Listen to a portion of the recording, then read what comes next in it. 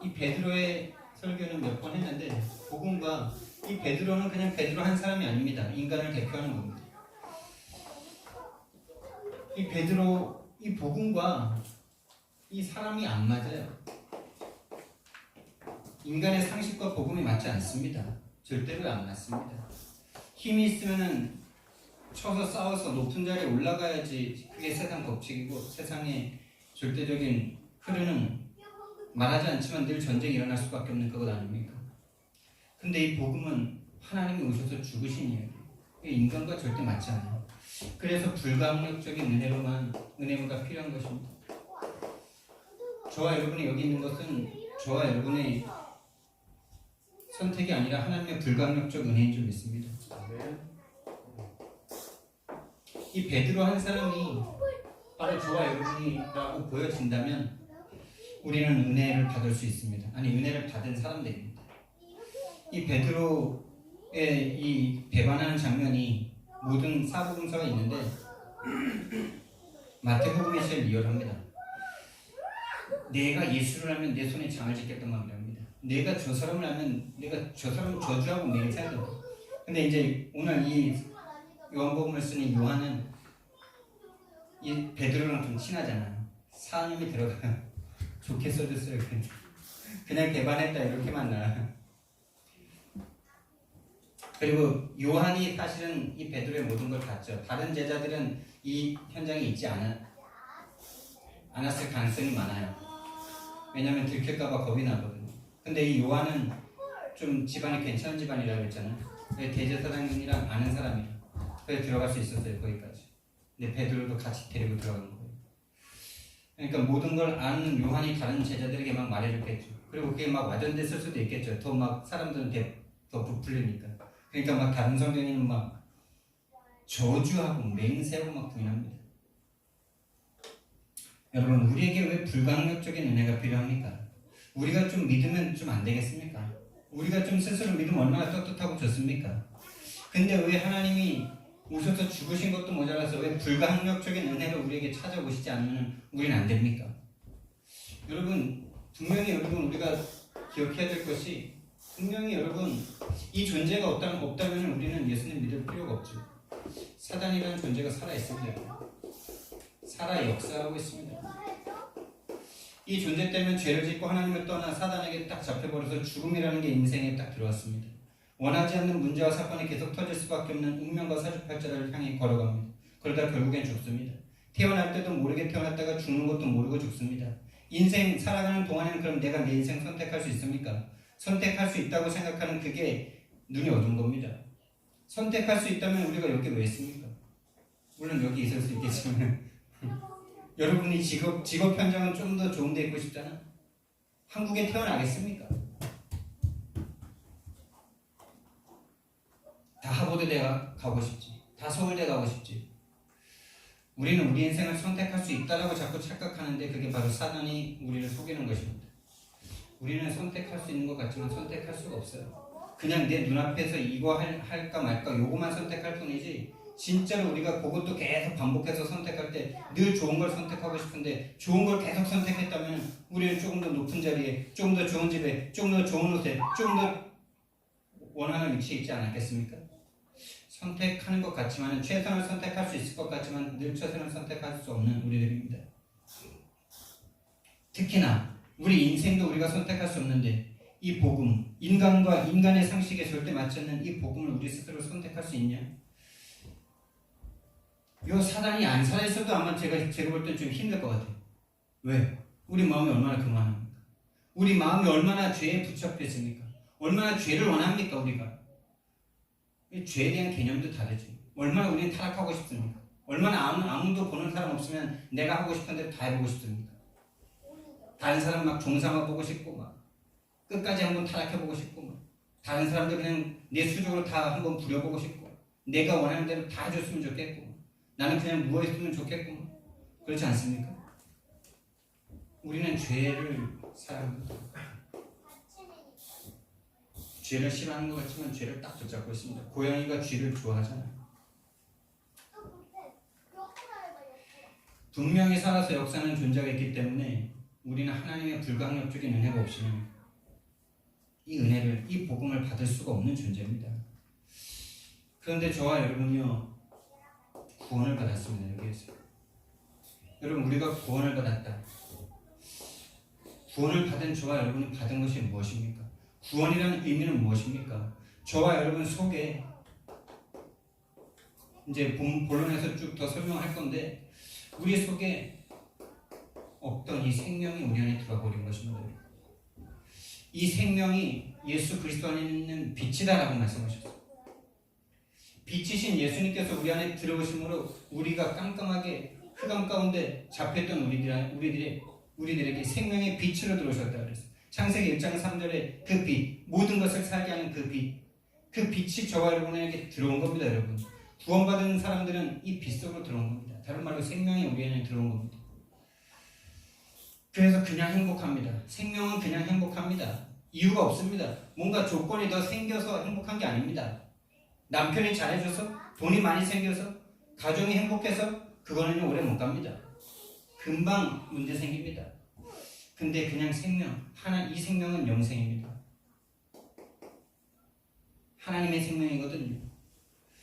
아담과 하와가 받은 그 호흡, 불완전한 그 호흡보다 더 완전한 생명이 우리 속에, 그 생명 본체이신 그 하나님이 그냥 들어와 버리신 겁니다. 어떻게 해요? 불가항력적으로 그냥 하나님이 뚫고 들어오셨어요. 다른 말로 우리 안에 이 생명이신 성령께서 우리 안에 내주하시는 것입니다. 이 성령 내주, 이거는요, 다른 종교에서는 절대 말할 수 없는 겁니다. 죽어있는 종교들은 절대 이렇게 말할 수 없습니다. 다 종삼고 있죠. 성령께서 왜 우리 속에 들어오십니까? 우리가 구원받았다. 하나님의 영인 성령이 우리 속에 들어와 계신 겁니다. 그게 곧 생명입니다. 그게 곧 예수이십니다.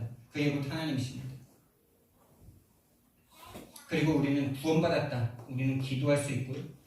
기도하는 응답받을 수 있는 모든 조건을 다 부여받았습니다.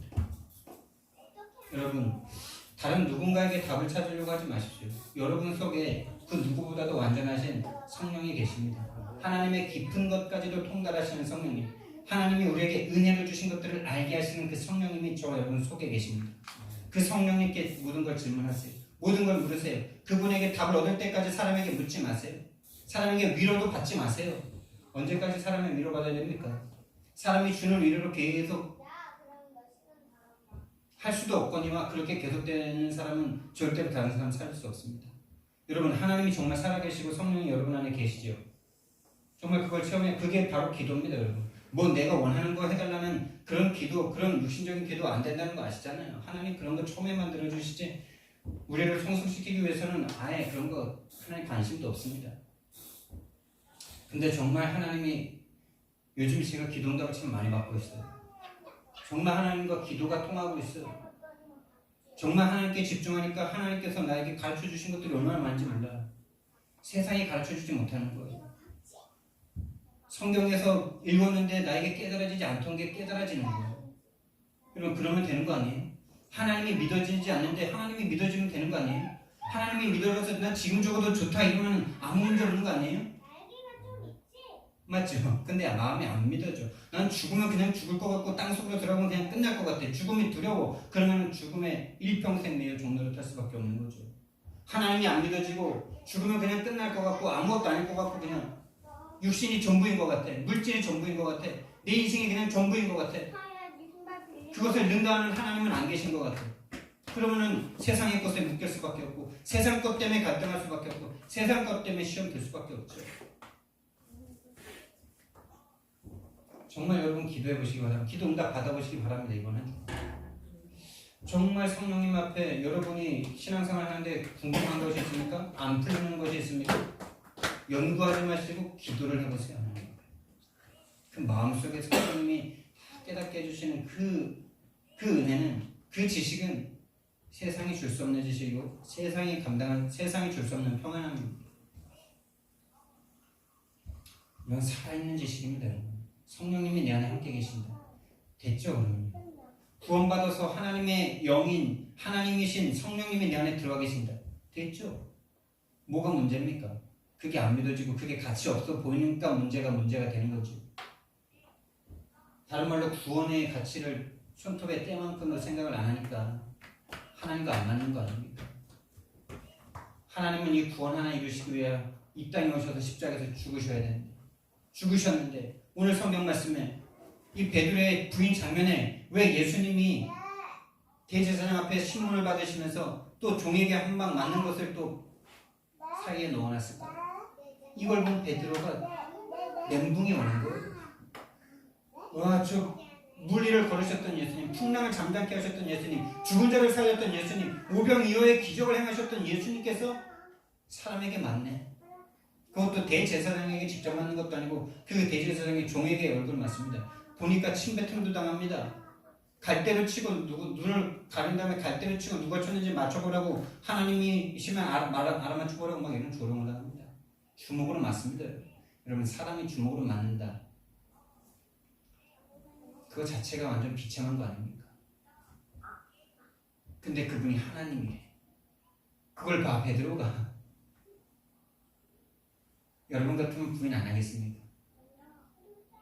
이거는요, 인간의 이성으로는 절대 이해 안 됩니다, 여러분.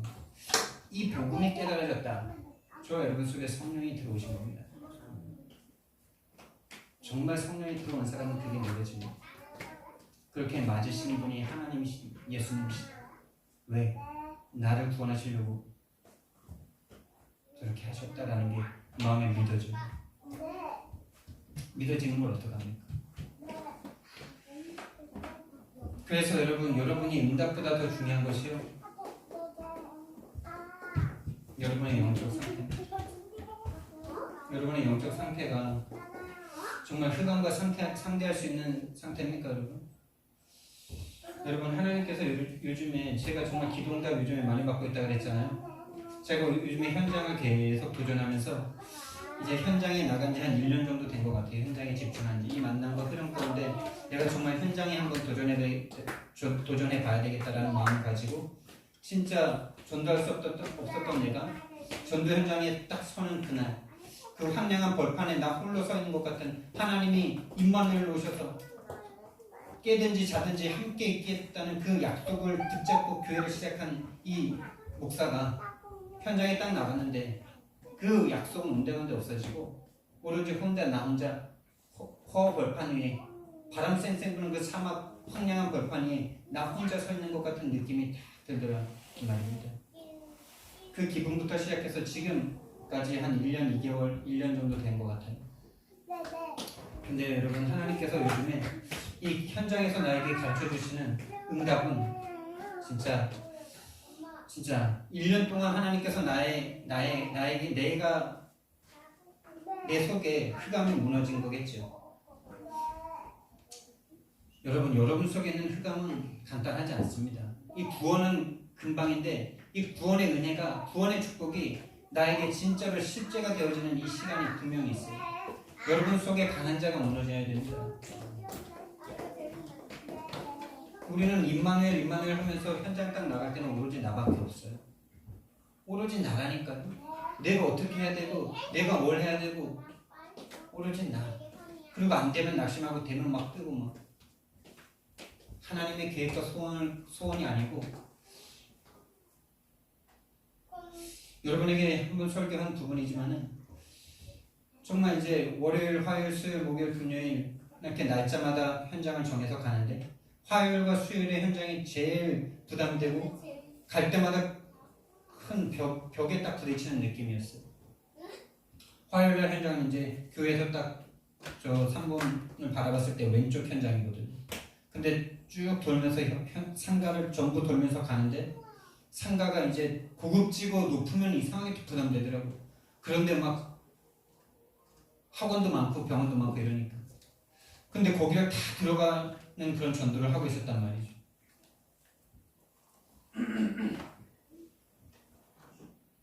근데 전도는 쉽다고 말씀하시는데 나는 전도가 너무 어렵고 힘들고 부담되는 거예요. 그리고 지금까지 7개의 다락방이 열리는 가정 가운데 저는 그렇게 내 모든 체면을 내려놓고 정말 이 복음 전해야겠다는, 하루에 한 명 영접, 일주일에 한 명 영접하겠다는 이 마음 붙잡고 체면 이런 거 다 구기고 들어가서 복음 전했거든요. 욕 먹은 게 훨씬 많거든요. 근데 복음 전도가 쉽대요. 나랑 너무나 안 맞아. 그런데 이제 그 현장, 그 KFC도 있고 뭐 롯데리아도 있고 투썸도 있고 뭐 이런 건물이 7개가 딱 서 있는, 쭉 붙어 있어서 한 건물 같아 보이는 거기에 딱 가는데, 거기 갈 때마다 한 동은 그래도 거의 다 돌았어요. 근데 또 다른 동을 돌아야 되는데 너무나 부담이 되는 거예요.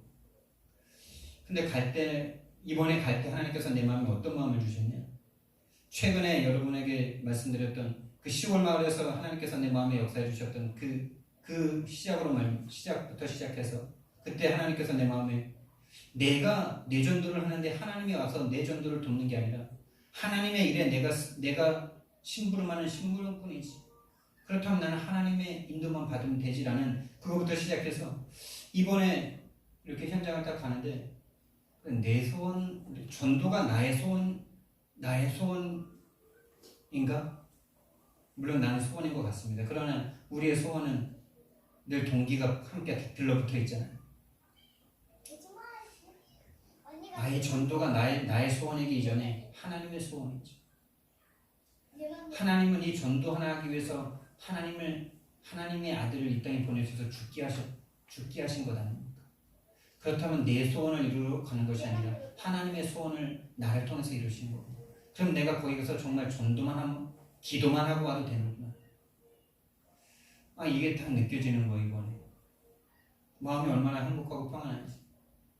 그래서 더 이상 그 7개 쫙 서 있는 그 거대한 상가 단체가 거대해 보이지 않고요, 이제 나에게 주신 땅으로 보여지더라고요. 기도만 하고 오면 되겠구나. 내가 한 명에게 이렇게, 또 오늘 한 명에게, 그날 저녁에 한 명에게 복음 제시가 안 돼가지고 밤 11시 30분에 운동하고 이렇게 미션홈 식구들과 운동하고 마치고 오면서 한 명에게도 하려고 막 또 현장에 나갔다고 왔는데 안 되고, 그래가지고 집으로 돌아오면서 이제 저 누구 한 명 좀 만나고 오겠습니다 하고 이제 가서 또 한 명을 만났거든요. 근데 그 한 명을 만나는 이유는 무엇이냐? 하나님의 소원 속에 정말 예비된 자를 만났을 때 내가 줄 내용을 준비하는 시간입니다. 여러분이 진짜 아기가 나왔을 때 그 아기를 키우기 위한 준비를 하지 않습니까?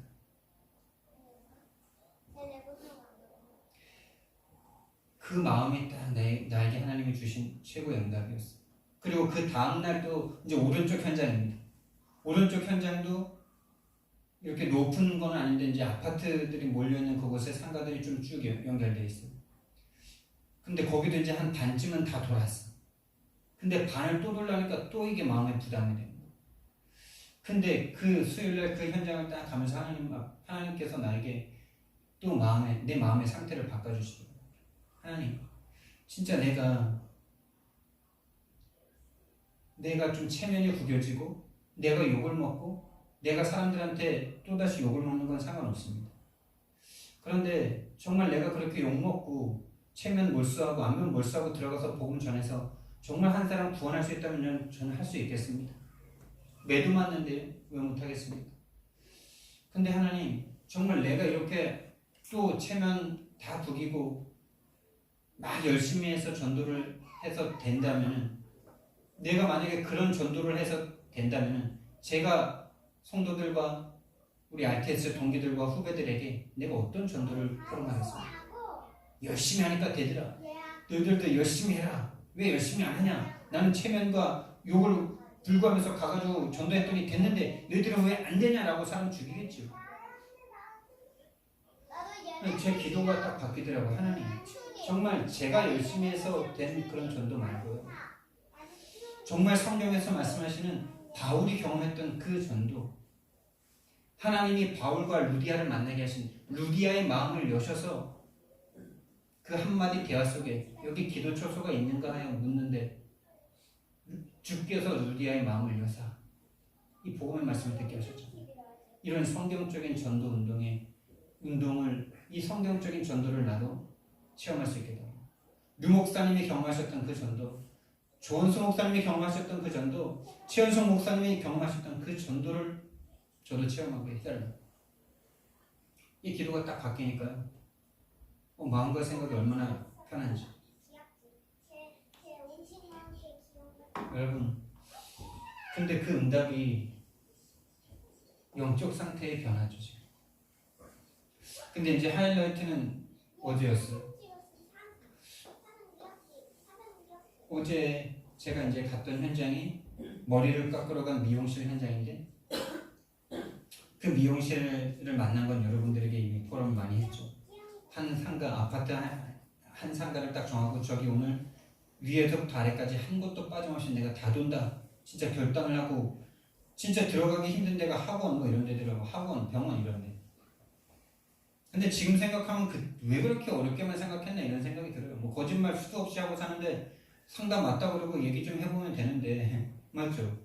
자식 없어도 자식 있다 생각하고 가서 나 내 자식 여기 보낼 건데 어떤 좀 알아보러 왔다, 이 말 하는데 우리는 다른 거짓말은 그렇게 시뻘건 거짓말 잘하면서 왜 사람 살리기 위한 그런 거짓말은 이렇게 양심에 문제가 되는 겁니까?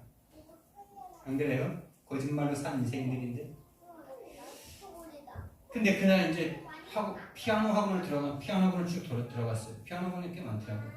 내 딸이 몇 살인데 등록시키고 싶은데 어떻게 하고 계시냐 막 이러다가 이제, 근데 혹시 교회를 다니십니까? 예수는 믿으십니까? 이러니까 이제 그렇게 그런 식으로 이제 위에서부터 쭉 도는 거예요.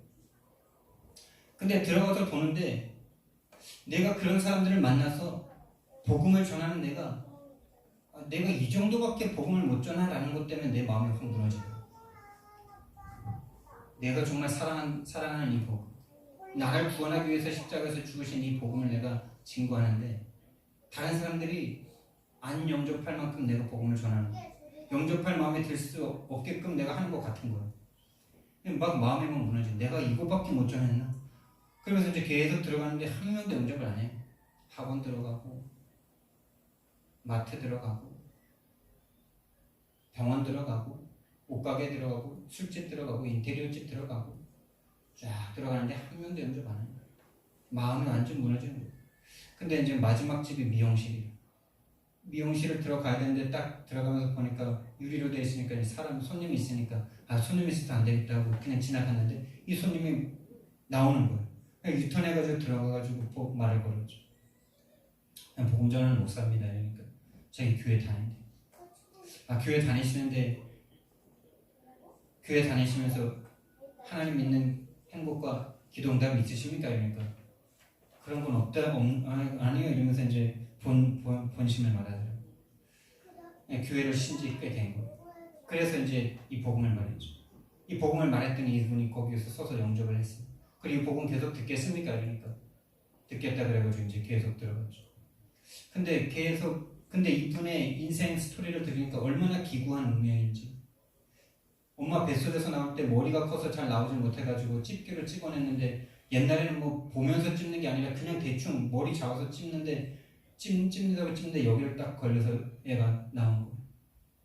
만약에 눈을 찔렀으면 어떻게 됐을까요? 맞죠? 실명된 상태로 나왔겠죠. 근데 그때부터 시작해가지고 그 인생 자체가 저주였지 아니라 몸에 병이 지금 암이 여러 군데에다가 면역력 결핍 근데 악착같이 살았어요. 그리고 부모님은 아들만 사랑하고 돈이 많은 부모님인데 아들한테 모든 재산을 다 주는 거예요. 남편을 만났는데 남편이 좀 잘 되는가 싶더니 안 걸려서 먼저 죽어버리고, 두 아들, 딸 키우면서 이제 그 아들, 딸 보고 있는데 이 아들, 딸이 제대로 컸냐. 근데 이 아픔을 이겨내기 위해서 다른 큰 교회, 안양에 있는 큰 교회를 갔어. 다니다가 지금 다녀도 뭐 아무것도 없으니까 낙심이 안 된 상태. 근데 제가 이분의 인생 스토리를 딱 듣는데 어제가 얼마나 그 마음이 그 사람 상태에 막 동화가 되는지, 너무 도와주고 싶고 막 이런 마음이 들고 막 영적으로 안 보이고 막 계속 그런 거예요. 근데 내가 이 흐름 가운데 계속 은혜를 받으면서 내 메시지가 점점 바뀌는 거죠. 당신의 문제는 유일한 문제다. 영적인 문제다. 사단이 개입한 문제다. 이렇게 내 메시지가 원색으로 바뀔 때마다 이분이 말씀을 못 듣더라고요.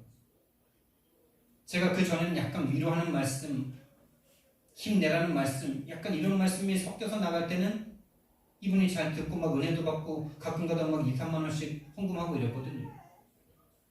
근데 오직 예수, 당신의 문제는 사단의 문제, 죄에 빠진 문제, 그래서 당신이 절대 해결할 수 없고 하나님 오셔서 죽으셔야만 하는 문제다, 영적인 문제다라고 말할 때마다 자꾸 왔다 갔다 하고 못 들어요 말씀. 그러다가 한 번은 이제 계속 가니까 이게 마귀가 막는 거겠지만 가는 시간마다 사람들이 계속 많아. 그냥 말을 해도 못하고 그냥 있다가 그냥 나오고. 그래서 한 번은 가가지고 이제 당신이 정말 이 복음 듣기 원한다면 집에서 하자 이러니까 거부. 그래서 그렇구나. 안 듣는구나.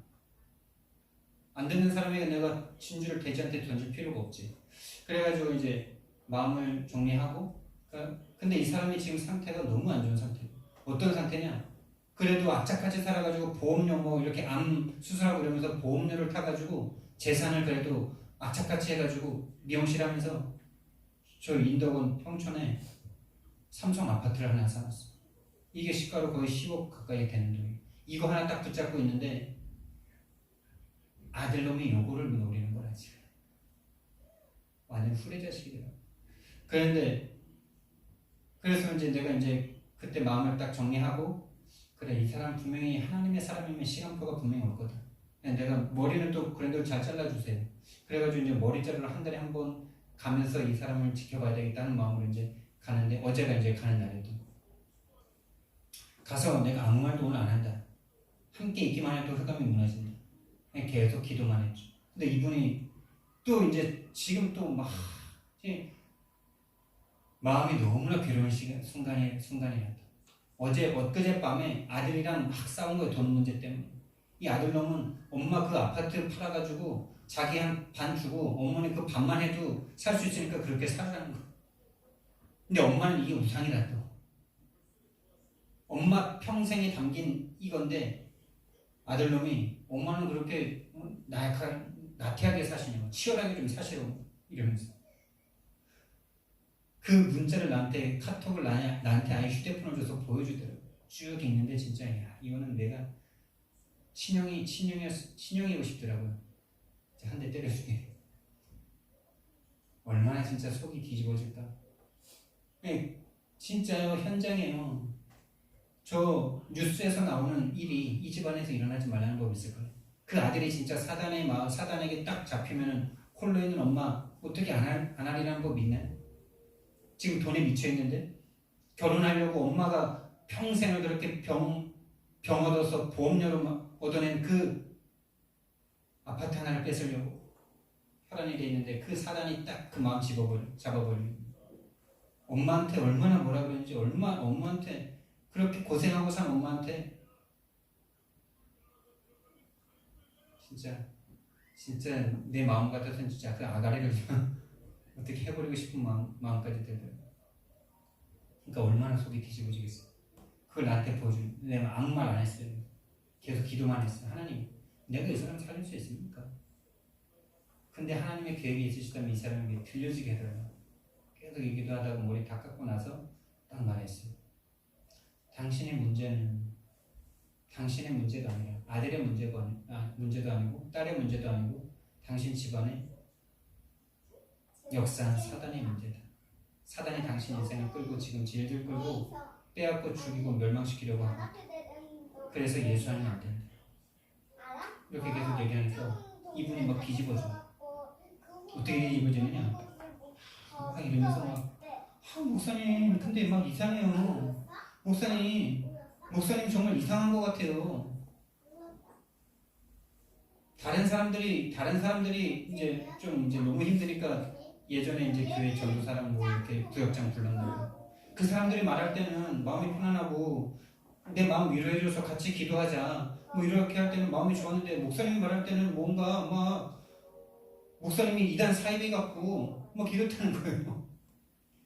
그리고 계속 말하면 막 그러더니만 내가 계속 말하니까, 근데 당신이 만약에 그래 근데 당신이 그 옛날에 하던 그거 기도하고 열심히 해서 되면 그거 하셔라. 그게 맞으면 그거 하셔라. 근데 혹시나 그걸로 계속 그걸 했는데도 안 되면 그때 내가 한 말이 혹시나 생각나면 그때 내가 말해주겠다 이러니까, 그럼 됐잖아요. 그럼 끝난 거잖아요. 근데 계속 자꾸 나보고 자꾸 이상하대. 막 뭔가 막 속에서 막 뭔가 이런 막 올라온대 막. 제 입에서는 내 속에서는 그게 지금 당신 안에 사단이 지금 복음의 말씀을 들으니까 일어나는 거도 막 이렇게 말해주고 싶었는데 살짝만 말했더니 아니에요 막 이래. 사단 마귀 맞죠. 근데 당신은 사단 마귀라고 말하면서 사단 마귀라고 인정 안 하잖아요. 모든 게 육신 문제고 돈 문제이기 때문에 그거 해결하려고 지금 하지 않아요. 절대 해결 안 된다. 당신의 문제가 아니고 당신이 지은 죄도 아니고 당신이 선택한 것도 아니기 때문에 당신이 해결할 수 없기 때문에 그리스도가 오신 것이다. 그랬더니 목사님이 사탄 같대요. 내가 사탄 같대. 알았다. 죄송하다. 내가 오늘 아무 말 안 하려고 그랬는데 당신이 그거 보여줘가지고 내가 말해준 것 뿐이다. 내가 말해줬는데 뭐 당신은 내가 뭐 우리 교회를 꼬드기는 것도 아니고 만약에 당신이 그 과거에 했던 거 그대로 또 해가지고 그거 해결될 것 같으면은 당신이 원하는 대로 해라. 난 그냥 머리 깎고만 올게. 근데 왜 당신이 말해가지고 내가 말을 해줬는데 왜 나를 그런 말은 안 했지만 어쨌든 그런 거예요 나보고. 네, 여러분 여기서 중요한 제가 키를 발견했는데 제가 그런 대화를 쭉 들으면서 그 사람이 막 영적 반응이 막 이런 게 올라오는데 정말 사단은 살아있구나. 정말 한 집안과 한 영혼을 죽이는데 진짜 이 복음만 못 듣게 하는구나. 이 영적인 사실만 못 듣게 하는구나. 이게 보여지면서 또 한 가지 나에게 온 거는 이 사람의 흥감이 이 사람을 잡고 있는 강한 자가 꺾이지 않는구나. 근데 그 사람의 강한 자가 아니라 내가 그 사람의 강한 자를 꺾지 못하는구나. 다른 말로 이 강한 자는 한 존재인데 사탄이라는 존재인데 내가 내 속에 강한 자가 안 꺾이고 있구나. 이게 나에게 보여집니다.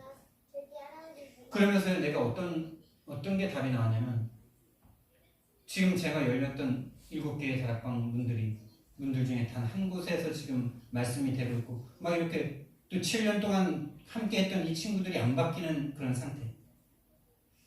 그리고 한 곳은 될 것 같은데 될 듯 하면서 뭔가 이렇게 확산이 안 되는 그런 상태. 다른 저 시골까지 내가 2시간 동안 운전해서 가는 저곳의 분들은 자꾸 이제 그만하자고 그러고 이게 내 속에 강한 자가 아직 덜 무너졌구나 이게 보여줘. 나는 이 사람의 강한 자를 이 사람을 아직 살릴 수 없는 나의 상태였구나 이게 보여주는 거죠. 그 사람이 안 꺾이는 게 아니라 그 사람을 못 바꿔주는 내가 보이더라고요. 근데 그거 이전에도 알았거든요. 이게 내 문제라는 거 알았어요. 근데 현장에서 확인한 것과 들어서 하는 것은 완전 하늘과 땅 차이죠. 그러면서 또 무슨 마음이 들었냐면 내가 이렇게 말을 할 때 이 사람이 영적으로 자꾸 뒤집어지고 올라오고 이러는 걸 이 실제가 지금 나에게 실제가 되어지고 있구나 이런 걸 보면서 점점 무너지고 있구나 점점 얇아지고 있구나 반드시 깨지는 날이 오겠구나 이 믿음이 들어야겠다고 했어요. 그래서 계속 제가 해야 될 건 뭘까요? 그럼 이 강한 자를 꺾을 수 있는 이 강한 자가 한 번 꺾이기 시작하면요 여러분 계속 꺾입니다. 근데 안 꺾이면요 죽었다 깨나도 안 됩니다. 한 번을 꺾어야 돼요. 한 번을. 제가 뭐 해야 됩니까? 저는 집중해야 됩니다. 어디에? 나의 복음에. 그러니까 이전 캠프, 본 캠프, 이후 캠프에 계속 나는 집중해야 되는 겁니다. 분명히 내가 그 사람들을 만났을 때 그렇게 영적인 반응이 올라와서 목사님 이상한 것 같아요가 아니라 그 사람을 잡고 있는 흑암이 완전히 꺾여져서 내가 말하는 복음이 그 영혼을 찔러 쪼개는 시간표가 반드시 옵니다. 왜? 지금 일어나고 있잖아. 내가 말하는 복음의 흑암이 반응하고 있잖아요. 근데 저와 여러분이 전하는 복음을 들었는데 이 사람이 아예 아무 반응이 없는 상태라 지금 우리의 상태가. 흑암을 볼 수 없는 상태니까 아예. 느낄 수 없는 상태니까. 근데 여러분이 계속 지속하면요. 여러분의 영적 상태가 점점 바뀌어지면서 이 강한 자를 상대할 수 있고 강한 자를 실제로 볼 수 있고 강한 자를 실제로 느낄 수 있는 시간이 옵니다. 이 사단이라는 실제를 상대할 수 없는 상태가 되어버렸다니까요. 성도들이. 실제가 아니니까 뭡니까? 이론이에요. 이론이니까 뭡니까? 늘 육신적인 생각밖에 못해요. 육신적으로 낙심해요. 육신적으로 복음 전해받다가 안 되니까 육신적으로 낙심해. 강한 자라는 거는 그냥 이론이에요. 낙심하잖아요. 우리가 복음 전하고 안 되면 낙심하잖아요. 왜요? 내가 했는데 안 됐잖아요. 완전히 나라. 근데 여러분 그게 여전히 필요해요. 이 강한 자가 진짜 있구나.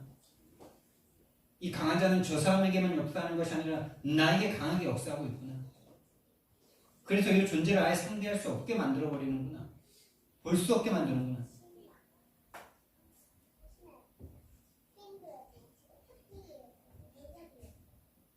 응답보다 왼쪽 상태인데요. 물론이고요. 그러면 복음과 안 맞는 인간인데요. 그럼 복음은 무엇입니까? 여러분 복음은 무엇입니까? 복음은 하나님의 언약입니다. 하나님의 생명과 언약입니다. 생명의 언약입니다. 생명의 언약이고 생명권 언약이고 생명걸 언약입니다. 약속입니다.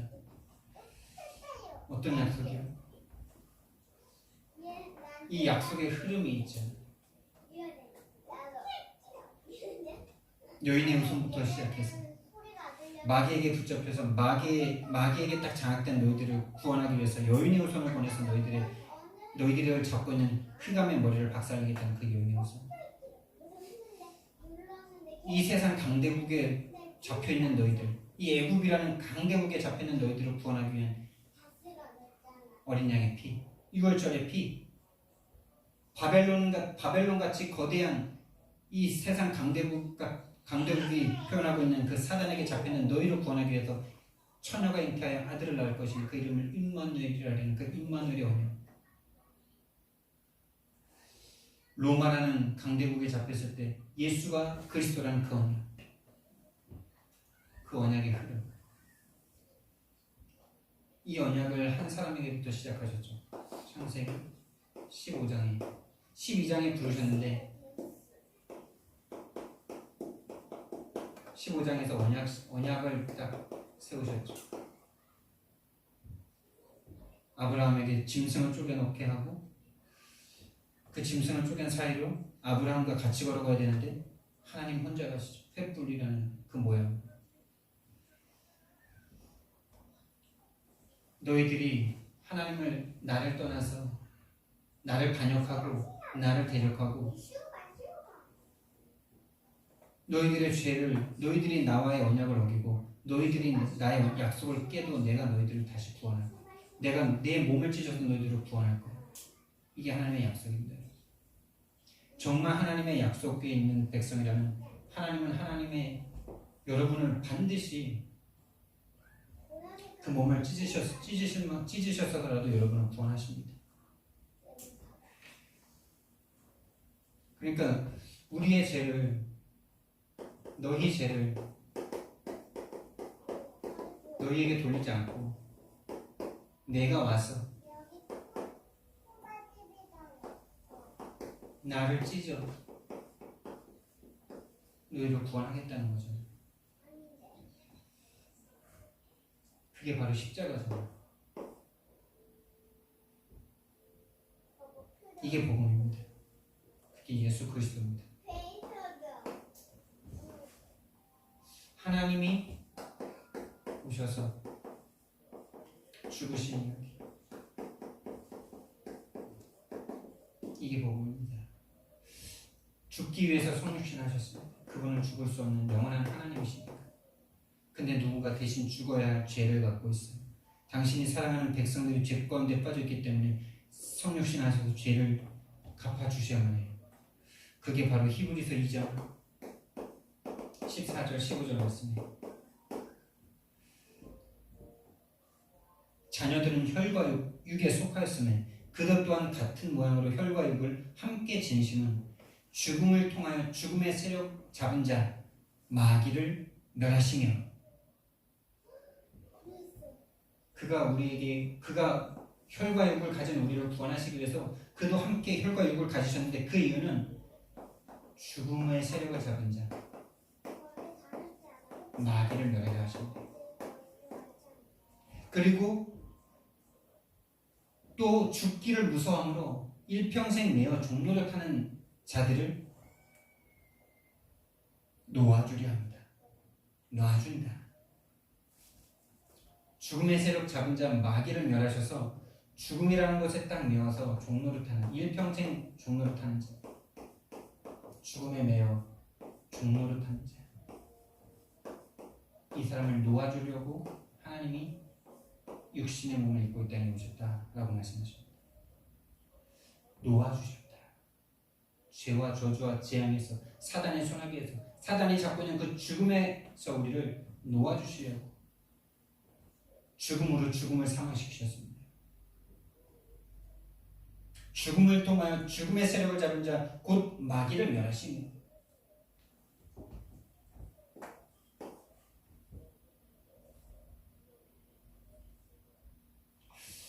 그래서 히브리서 10장 14절 15절 말씀에서는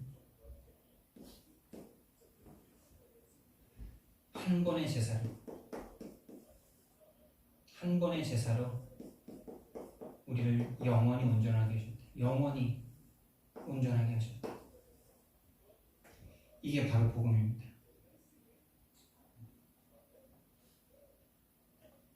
염소와 송아지 피로 하지 아니하고 자신의 피로 제물이 되셨다라고 말씀하셨어요. 왜? 염소와 송아지의 피는 죽을 때까지 해도 계속해야 되니까. 여러분, 근데 이 복음이 여러분에게 필요한 건 맞나요? 이게 인정이 안 되니까 복음이 안 맞아요. 이게 헛소리처럼 들려요, 세상 사람들. 그리고 하나님은 죽으시고 끝나신 것이 아니라 부활하십니다. 반드시 부활하십니다. 왜? 하나님이시기 때문에. 하나님의 능력으로. 그래서 성령으로 함께 하십니다. 어떻게 해요? 영원히 함께 하십니다. 이게 우리가 받은 생명입니다. 이게 구원이고 이게 천국입니다.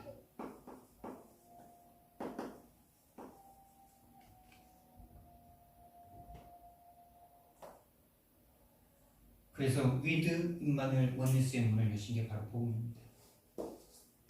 자, 그런데 이 복음이 인간에게 안 맞아요. 왜 안 맞습니까, 여러분? 복음과 맞지 않는 인간이에요. 다른 말로 베드로죠. 베드로가 지금 이 장면을 쳐다보는데 예수님이 막 붙잡혀가지고 신문당하고 뺨 맞고 이러는데 이 복음이 베드로에게 안 맞아요. 왜요? 왜 복음이 인간에게 맞지 않을까요? 이 복음이 필요하다는 그 상태 자체가 먼저 이거를 우리에게 선포합니다. 죄. 너희들은 죄인이다라는 사실을 선포합니다. 근데 이거부터가 인정이 안 돼요. 내가 왜 죄인이야? 다른 인간이 더 많은 죄를 지었는데. 여러분 그렇게 느껴지십니까? 이 죄가 그렇게 느껴지십니까? 다른 사람의 죄로 보입니까? 요한일서 말씀해 보니까 내가 죄인이 아니다라는 사람은 하나님을 거짓말하는 자다 이렇게 하나님을 거짓말하는 분으로 만드신 자다 이렇게 말합니다. 왜? 우리가 죄인이 아니면 다 쇼 아닙니까? 쇼. 안 그래요? 저와 여러분이 죄 때문에 죽음이 들어온 게 아니라면 하나님이 이게 모든 게 그냥 다 소설이잖아요. 소설. 여러분이 죄인 맞습니까? 여기에 결론 안 나면 여러분 복음 필요 없습니다. 복음과 상관없어요. 돈이 있으면 돼요. 잘 살면 돼요.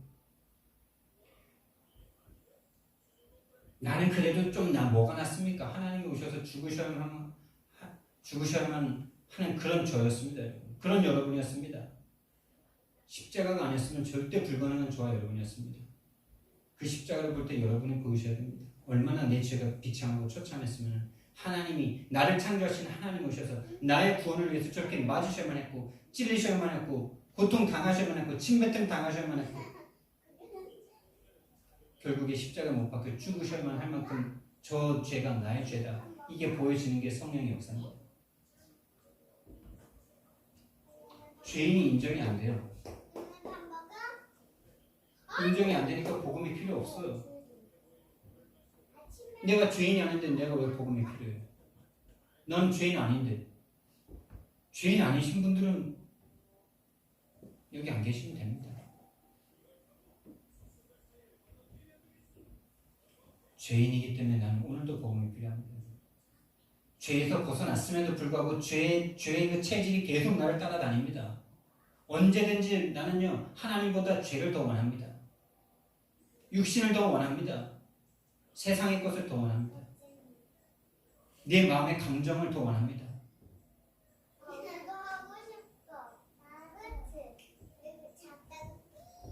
다른 사람과 자꾸 비교합니다. 그래 나는 좀 더 나아. 나는 좀 더 낫지. 하나님 떠나 죄와 사단에게 붙잡힌 인간은 다 똑같습니다. 인간들이 볼 때 조금 더 죄가 있는 사람이 있는 것 같고 좀 더 나은 사람이 있는 것 같지 하나님이 볼 때는 다 똑같아요. 하나님이 오셔서 죽어 주셔야만 구원받을 수 있는 다 처참하게 사단에게 잡혀있는 인간들입니다.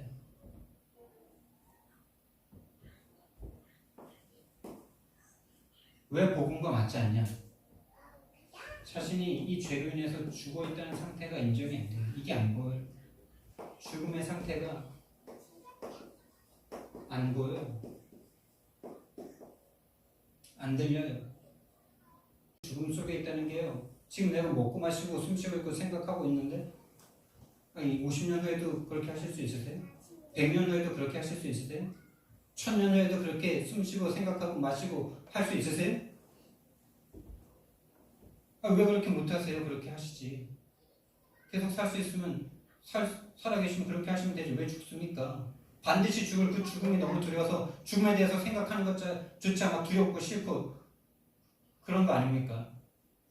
반드시 죽을 거에 대해서 당신 죽습니다 그러면은 왜 화를 냅니까? 왜 싫습니까? 그 얘기가. 죽어 있으니까. 천국이 없으니까. 죽음이 싫어요. 죽음 얘기하는 게 부담스러워요. 죽음이 아무 문제가 안 되면 괜찮아요. 죽음을 뛰어넘는 복음이 내 속에 있으면 괜찮아요. 복음이 없으니까 죽음 얘기하면 괴로워요. 세상 사람들은 다 그렇습니다, 여러분. 죽음이라는 그 절대 절망에 대해서 생각하고 싶지 않아요.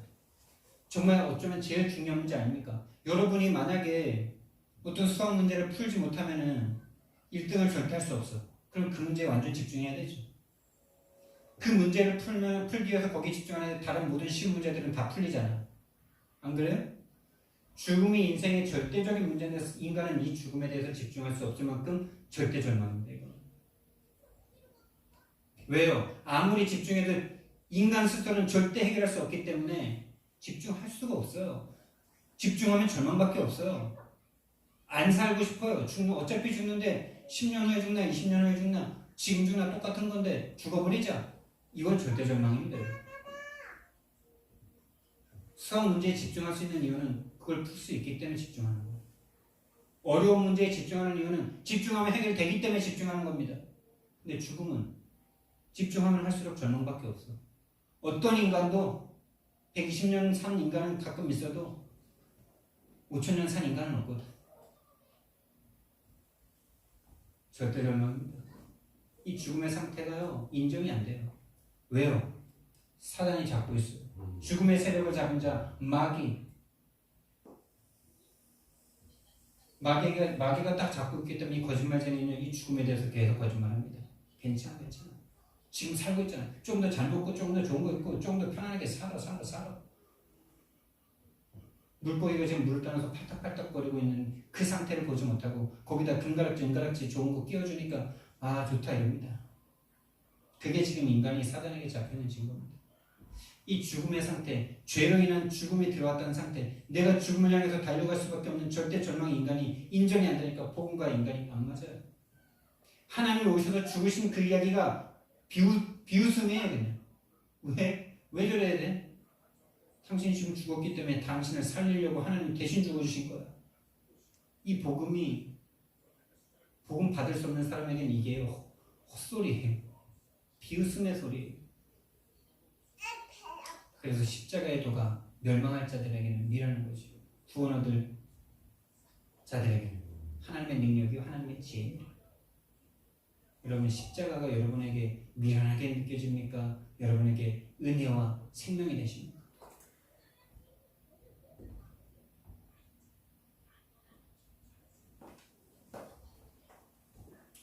사단에게 장악돼 있다는 상태를 인정 안 합니다.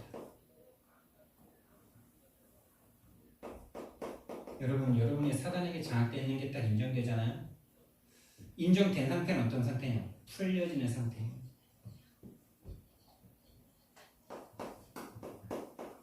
인정이 근데 안 돼요.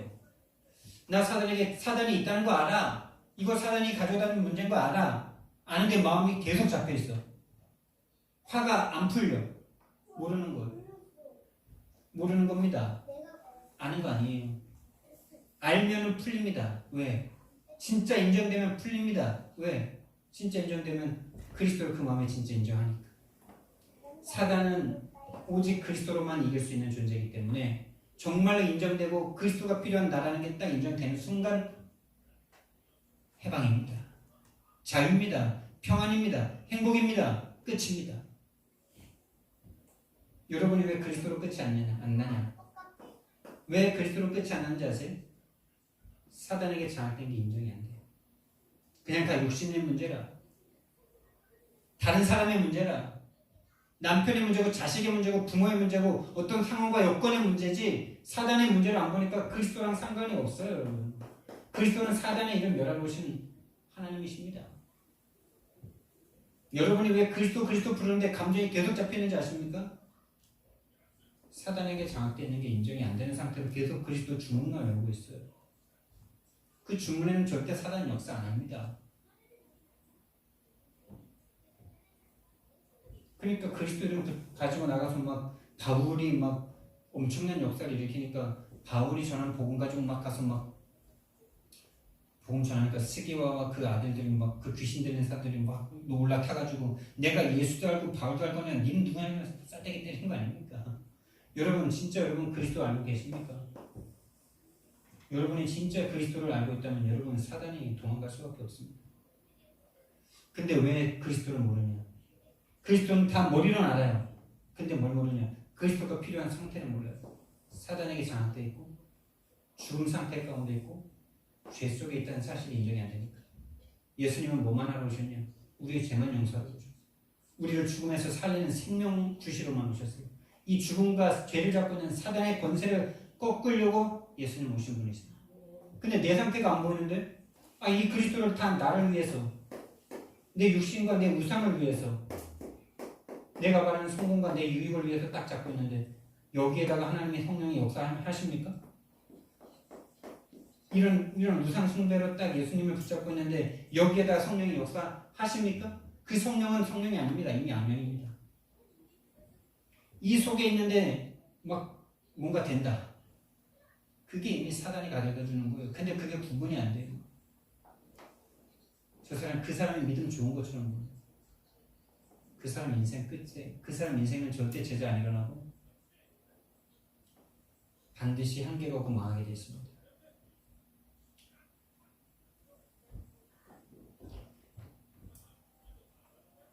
그런데 여러분 성령이 오셔서 하는 일이 뭐냐? 성령이 오셔서 하는 일이 뭐냐? 요한복음에서 우리가 봤던 건데 성령이 오시면 죄에 대하여 의에 대하여 심판에 대하여 세상을 책망하시리라.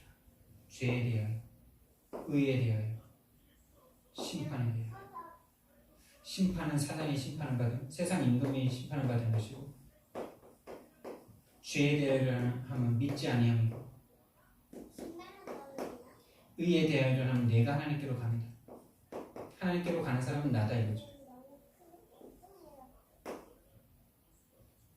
죽지 않고 하나님께로 가는 존재는 하나님 예수님 자신이라는 거예요. 그냥 다른 말로 의라는 의인만 천국 갈 수 있잖아요. 의인만 하나님께로 갈 수 있잖아요.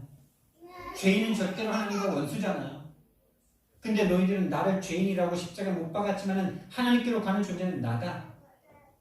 너희가 나를 죄인이라고 십자가에 못 박았지만은 그 심판, 그 십자가가 너희들을 심판하는 것이다. 세상 임금을 심판하는 것이다. 죄는 어떤 게 죄냐? 너희가 나를 믿지 않는 것이 죄다. 성령이 역사하시면 이게 깨달아집니다. 성령이 역사하셔야 죄인임이 깨달아지고 죽음의 상태가 보이고 사단에게 장악됐다는 게 인정이 됩니다. 여러분 오늘 성령 충만 받으시기 바랍니다. 성령이 역사하시면 이게 보여진다니까요. 근데 여러분 안에 성령이 계십니다. 근데 그 성령이 역사할 수 있도록 여러분이 하나님 앞에 시간을 계속 들이셔야 돼요. 언제까지? 답이 나올 때까지. 답이 안 나온다. 집중이 아직 덜 된 거예요. 아직까지 강한 자를 잡고 있는 그 생각을 뚫지 못하는 거예요. 분명히요, 온 마음을 다하면 하나님께서 응답하신다고 약속해 주셨어요. 그래서 인간은 절대로 복음과 맞지 않기 때문에 그래서 불가능적인 은혜입니다. 우리가 여기 있는 저와 여러분이 뭐 다른 사람들 좀 착해서 좀 잘나서 좀 더 선해서 여기 있는 게 절대 아닙니다. 하나님의 불가능적인 은혜가 저와 여러분에게 임해버렸어요. 여러분 저와 여러분은요 절대로 전적 타락한 존재입니다. 토탈 디프라비티. 전적 타락했다는 존재는 뭐냐? 죽은 시체라는 거예요, 여러분. 여러분 이거에 대한 인정 됩니까? 시체는요 아무것도 못합니다. 시체는 듣지도 못합니다. 뭐에 대해서요? 성령에 대해서, 이 생명에 대해서 절대 들을 수 없는 상태입니다. 시체인 상태가 인정이 안 돼요. 성경과 안 맞아요. 이미 성경은 허물과 죄로 죽었던 너희라고 하는데 그 상태 자체가 하나님과 말씀과 안 맞으니까 자꾸 살아있는 인간처럼 생각해가지고 이 상태를 인정이 안 되고 지 똑똑한 거 믿고 인간들이 계속 하나님을 향해서 대적합니다. 똑똑해봤자 머리카락 하나 못 만드는 인간들이 아닙니까? 제가 그래도 엊그제 현장을 가서 이렇게 말을 했죠. 여러분 이거 진짜 되게 신기하죠. 이 휴대폰이 진짜 신기한 거 아닙니까? 저 여러분 죽었다 깨어나도 이거 못 만들죠. 지금부터 저와 여러분 노력해가지고 다시 태어난다 해도 이거 평생에 하나 만들 수 있을까 없을까죠? 이 플라스틱부터 시작해가지고 이 안에 들어가는 통신 장비 이게 6,000년 만의 역사 아닙니까 이게? 6,000년의 상문이 이거 아니에요 지금? 그렇죠? 근데 이거가 너무나 뛰어나고 너무나 좋은 건데 이게 더 놀랍고 신기합니까? 여러분은 속에 있는 눈 하나가 더 신기하고 놀랍습니까?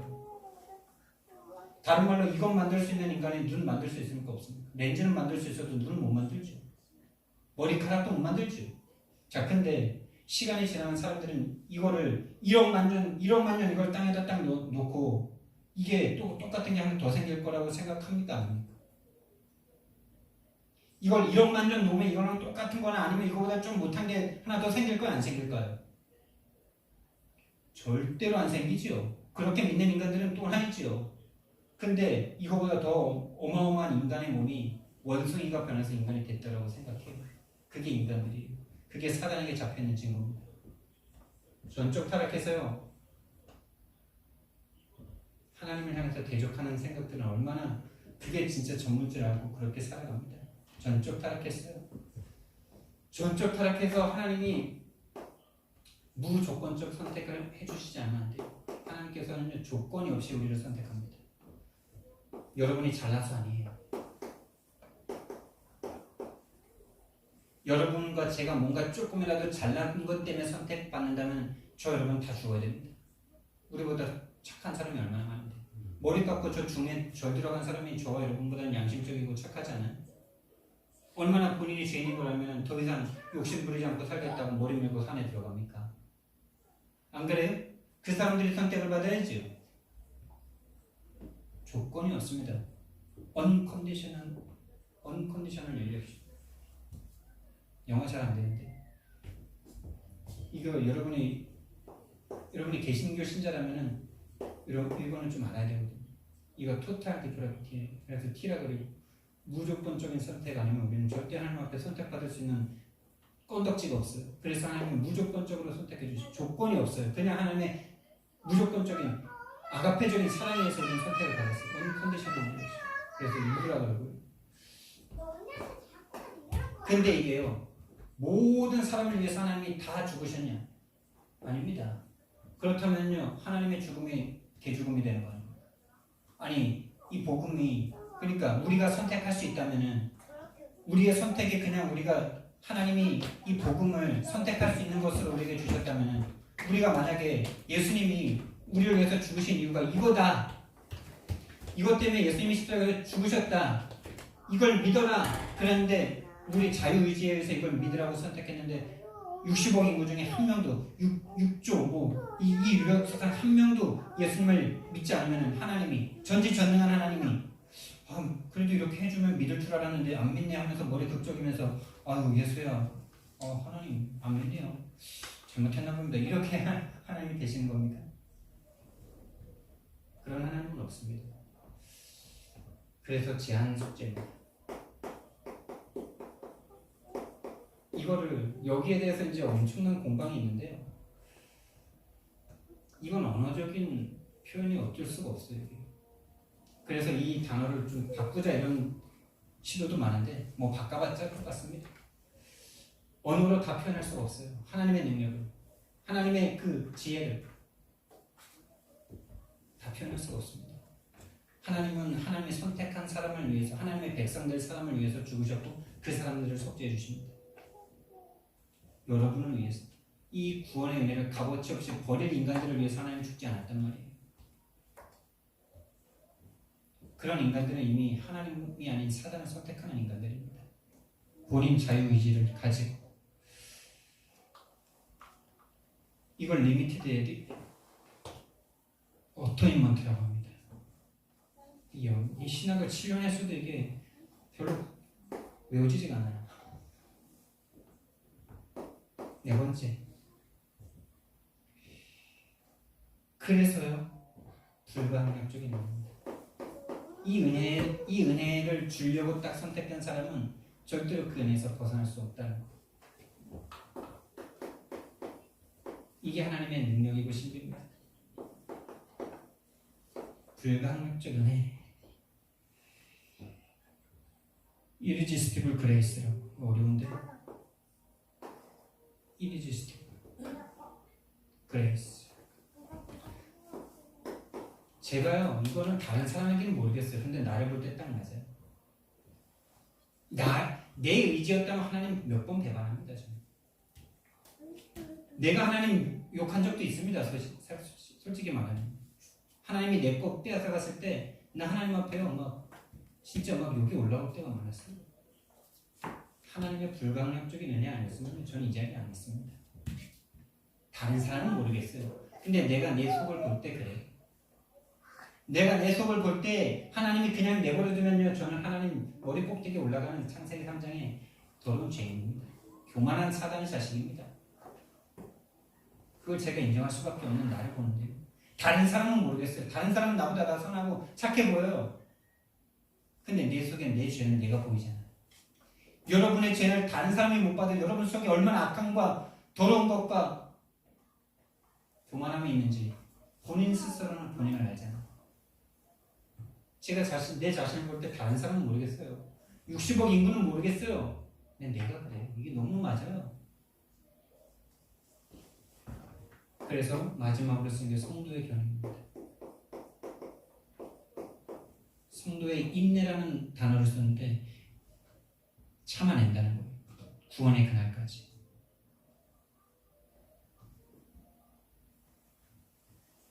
Perseverance of the Saints. 그래서 이걸 튤립이라고 합니다. TULIP라고 첫 글자만 떼니까 이렇게 나와요. 이게 칼빈이 세운 5대 칼빈주의를 믿는 칼빈의 5대 교리입니다. 이 칼빈의 5대 교리와 함께 우리 개혁주의는요, 오직 5개를 딱 가지고 시작했습니다. 처음에 마틴 루터는 오직 3개만 시작했어요. 오직 성경이다. 왜? 성경의 권위를 부인한다면 이미 믿음의 잣대를 할 수가 없어요. 성경에 오류가 있을지라도 성경은 하나님이 구원받기에 충분하게 쓰신 책입니다. 성경을 가지고 장난질했잖아요. 천주교가. 그래서 이게 일본어로 나왔어요. 개신교에서. 오직 성경이다. 지금도 이단과 그렇지 않은 이 성경에 대한 권위를 인정하느냐 안 하느냐가 촌리하게 지금도 대립되고 있습니다. 솔라 스크립트라, 오직 성경이다. 이게 일본어로 나온 걸 여러분이 아셔야 돼요. 성경에 대해서 이미 믿음이 없다. 이미 끝난 겁니다. 성경, 오직 성경이다. 근데 오직 성경을 어떻게 하냐? 오직 믿음이다. 솔라 피데. 이게 개신교 5대 개혁주의 5대 강령이고, 이게 칼빈의 5대 교리입니다. 세 번째는 오직 은혜입니다. 이 믿음이 오직 은혜로 온다는 거예요. 하나님의 오직 은혜. 이게 통하죠, 이거랑. 그리고 여기까지 이제 마틴 루터는 주장을 하면서 종교 개혁을 일으켰는데, 여기다가 칼빈이 두 가지를 더 붙였어요. 이 모든 것이 오직 그리스도 안에 있어. 오직 그리스도, 솔라 크라이스트. 그리고 마지막으로 오직 우리는 이 모든 것들을 오직 하나님께 영광이다. 오직 하나님께 영광. 솔리데오 글로리아.